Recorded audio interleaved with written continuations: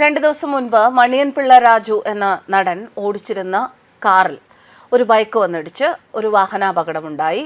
അവിടെ അതിനെ തുടർന്നുണ്ടായ വിവാദങ്ങളൊക്കെയാണ് ഈ വീഡിയോയുടെ വിഷയം. മണിയൻപിള്ള രാജുവിനെ കുറിച്ച് പറയുകയാണെങ്കിൽ അദ്ദേഹം ആക്ഷേപങ്ങളിലോ വിവാദങ്ങളിലോ ഒന്നും പെടാതെ കഴിയുന്ന ഒരു വ്യക്തിയാണ്. ഇപ്പോൾ അദ്ദേഹം ഒരു കള്ളക്കേസിൽ പെട്ടോ? ഇതാണ് ചോദ്യം. മറ്റൊരു ചോദ്യം, കള്ളക്കേസിൽ പെട്ടതാണോ പെടുത്തിയതാണോ? ക്യാൻസർ ബാധിച്ച് ക്ഷീണിതനാണ് മണിയൻപിള്ള. അദ്ദേഹം ഓടിച്ച കാർ തലസ്ഥാനത്ത് ഒരു ബൈക്കുമായി കൂട്ടിയിടിച്ചുള്ള അപകടവും തുടർന്നെടുത്ത കേസുമാണ് വിഷയം.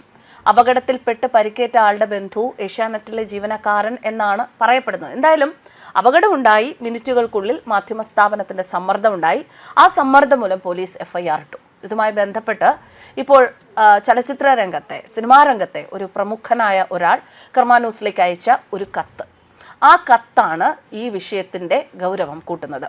CCTV ദൃശ്യങ്ങളിൽ വളരെ വേഗത കുറച്ച് നിയമാനുസൃതം മണിയൻപിള്ള രാജുവിന്റെ കാർ വരുന്നത് കണ്ടിരുന്നു. ബൈക്കാകട്ടെ അമിത വേഗതയിൽ അപകടത്തിന് മുമ്പ് വരുന്നതും കണ്ടെത്തി.